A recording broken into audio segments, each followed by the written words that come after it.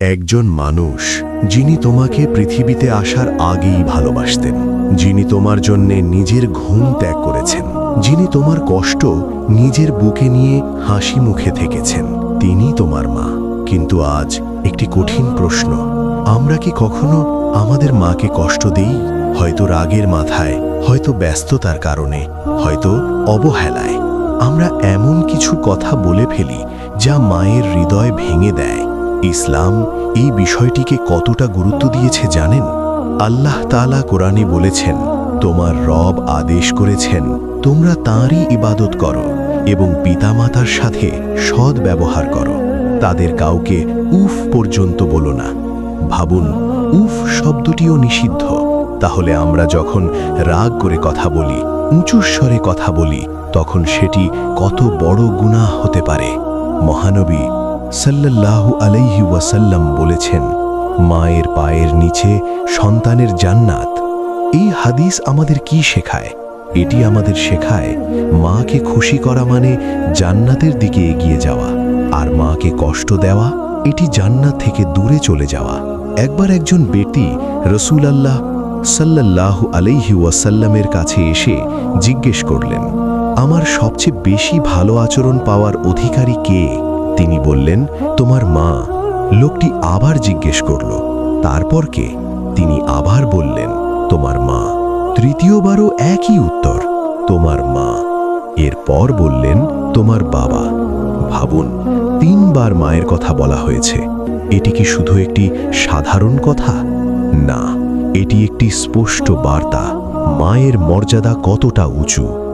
এখন ভাবুন, যদি আমরা সেই মানুষটিকেই কষ্ট দেই যার জন্যে জান্নাতের দরজা খোলা, তাহলে আমাদের অবস্থা কি হবে? মাকে কষ্ট দিলে কি হয়? প্রথমত, আল্লাহ অসন্তুষ্ট হন, কারণ আল্লাহ সন্তুষ্টি পিতামাতার সন্তুষ্টির সাথে জড়িত।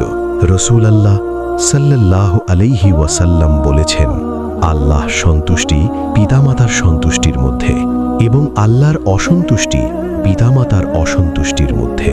মা যদি কষ্ট পায়, আল্লাহও অসন্তুষ্ট হন। দ্বিতীয়ত, জীবনে বরকত কমে যায়। অনেক সময় আমরা ভাবি, কেন আমাদের জীবনে শান্তি নেই, কেন দোয়া কবুল হয় না, কেন সবকিছু কঠিন হয়ে যায়? হয়তো এর একটি কারণ, আমরা আমাদের মাকে কষ্ট দিয়েছি। মায়ের চোখের পানি খুব ভয়ঙ্কর, এটি সরাসরি আল্লাহর কাছে পৌঁছে যায়। তৃতীয়ত, আখিরাতে কঠিন শাস্তির মুখোমুখি হতে পারে। ইসলামে পিতামাতার অবাধ্যতা বড় গুনাহের মধ্যে গণ্য। এটি এমন একটি গুনাহ যার শাস্তি দুনিয়া ও আখিরাত 2 জায়গাতেই হতে পারে। কিন্তু সবচেয়ে ভয়ঙ্কর বিষয় হলো, অনেক মানুষ বুঝতেই পারে না সে তার মাকে কষ্ট দিচ্ছে। কিভাবে? মায়ের সাথে রুক্ষভাবে কথা বলা, তার ফোন না ধরা, তার কথা উপেক্ষা করা, তার প্রয়োজন বুঝতে না পারা, এসবই মাকে কষ্ট দেওয়ার মধ্যে পড়ে। একদিন আসবে যেদিন আমরা আমাদের মাকে আর পাবো না। সেদিন আমরা অনেক কিছু বলতে চাইব, ক্ষমা চাইতে চাইব, কিন্তু তখন আর সুযোগ থাকবে না। তাই আজই সময়, আজই আমাদের ভাবতে হবে, আমি কি আমার মাকে কষ্ট দিচ্ছি? আমি কি তাকে খুশি রাখছি? আমি কি তার জন্য দোয়া করি? আমি কি তার সাথে ভালো ব্যবহার করি?